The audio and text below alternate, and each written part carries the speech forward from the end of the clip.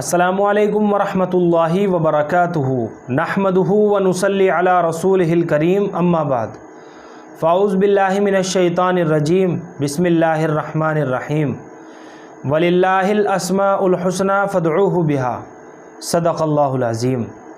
मोहतरम नाज़रीन हज़रात, आज हम बात करने वाले हैं हब्बान नाम के बारे में कि बच्चे का हब्बान नाम रखना कैसा है और इसका सही तलफ़ुज़ क्या है, हब्बान है या हिब्बान है। तो चलिए मोहतरम नाज़रीन हज़रात, इस नाम की मालूमात को समझ लेते हैं। तो मोहतरम नाज़रीन हज़रात, ये दो तरह से इस्तेमाल होता है, एक तो हब्बान है और एक हिब्बान है।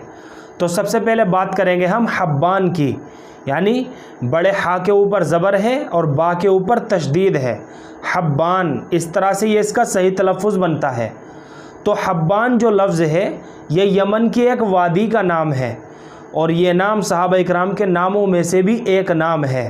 हज़रत हब्बान रज़ी अल्लाह ताला अन्हु ये एक अंसारी सहाबी थे जो जंग उहद में शरीक हुए और हज़रत उस्मान रज़ी अल्लाह ताला अन्हु के ज़माने में इनका इंतकाल हुआ। तो ये नाम रखना बच्चे का बिल्कुल दुरुस्त है और बाइस बरकत भी है। और हब्बान नाम के असरात इंशाअल्लाह बच्चे की ज़िंदगी के ऊपर भी पड़ेंगे।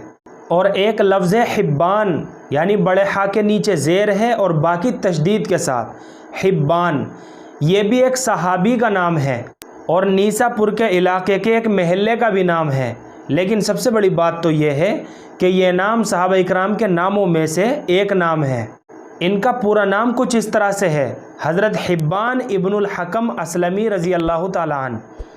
इनका ताल्लुक़ बनु सुलेम से था। किताबों के अंदर लिखा है कि फ़तह मक्का के दिन इनकी कौम का झंडा इनके हाथ में था। तो हब्बान और हिब्बान दोनों तरह से बच्चे का नाम रखा जा सकता है, हब्बान भी रखा जा सकता है और हिब्बान भी रखा जा सकता है। और ये दोनों नाम सहाबा इकराम के नामों में से हैं और हदीसों के अंदर भी यही हुक्म है कि अपने बच्चों के अच्छे और बामाना नाम रखें। बच्चों के नाम सहाबा इकराम के नामों में से रखें ताकि उन नामों के असरात भी हमारे बच्चों की ज़िंदगी के ऊपर पड़े। मुझे उम्मीद है कि आप सभी हज़रात को अच्छी तरह समझ में आ गया होगा। अल्लाह हम सब को सुन्नत व शरीयत पर पाबंद फरमाए।